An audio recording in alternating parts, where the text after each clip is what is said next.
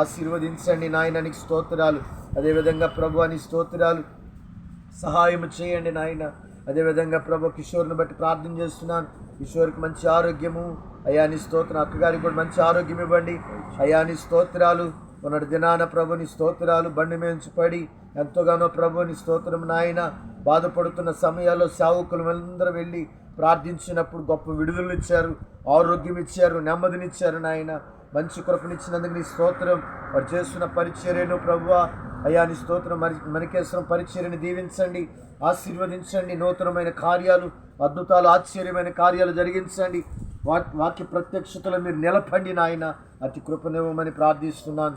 అదేవిధంగా ప్రభు సురేష్ అన్న బట్టి ప్రార్థన చేస్తున్నాను. సురేష్ అన్నకు మంచి ఆరోగ్యం ఇవ్వండి, అక్కకు మంచి ఆరోగ్యం ఇవ్వండి.